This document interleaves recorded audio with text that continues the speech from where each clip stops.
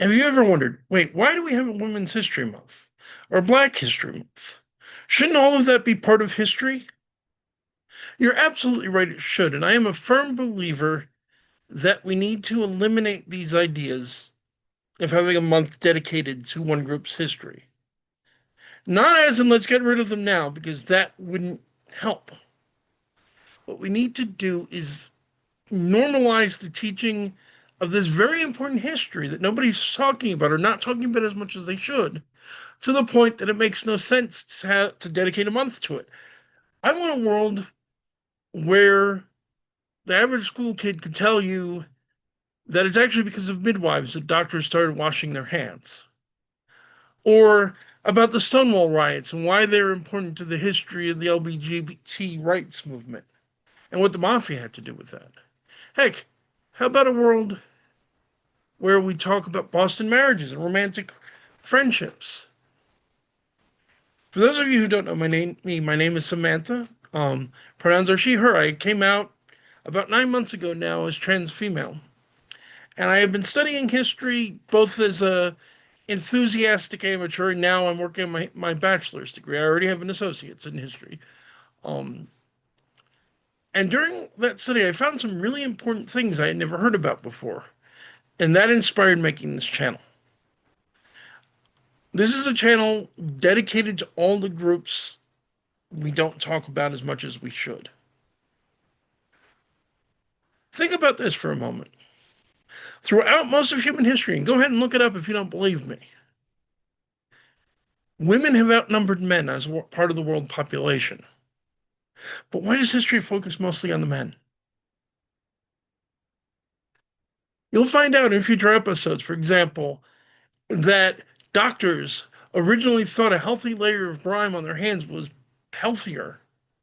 It was only when one had the sense to go, wait, why are babies delivered by midwives more likely to survive than by doctors, that they started to figure out, wait, we have to wash our hands. The history of the gay rights movement, in many ways, centers around a bar in New York called the Stonewall Inn, run by the mafia,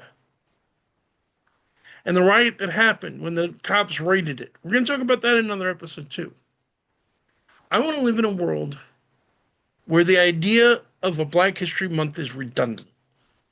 Not because we've simply canceled it, but because history class has reached the point where we talk about the key and important figures in Black history, or women's history, or LGBT history, as much as we do the white ones, because they're just as important and they deserve the attention.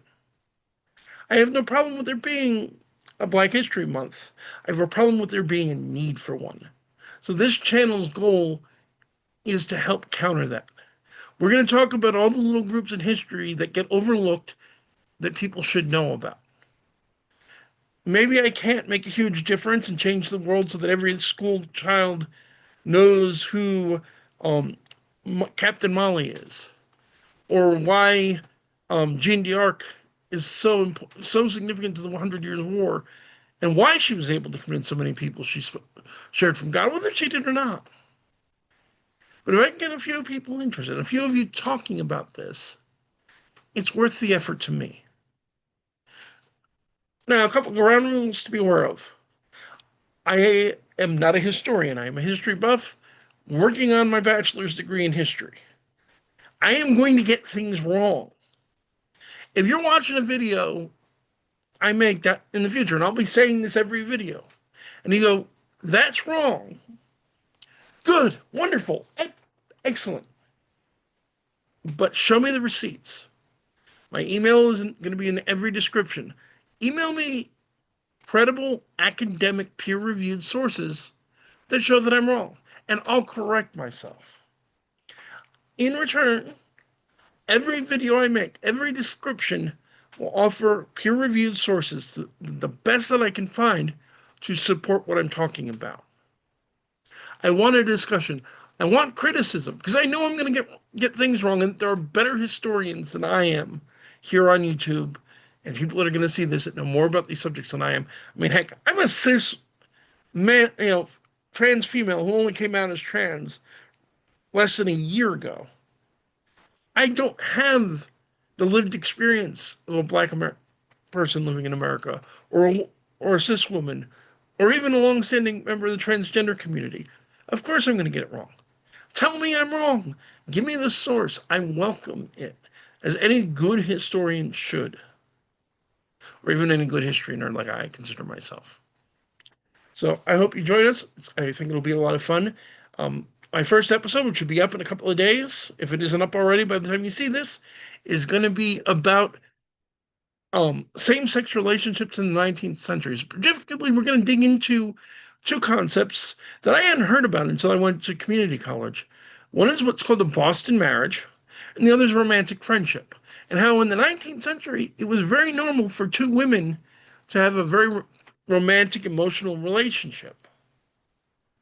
I hope you tune in. Until then, this is Samantha saying have a good night and study your history, folks.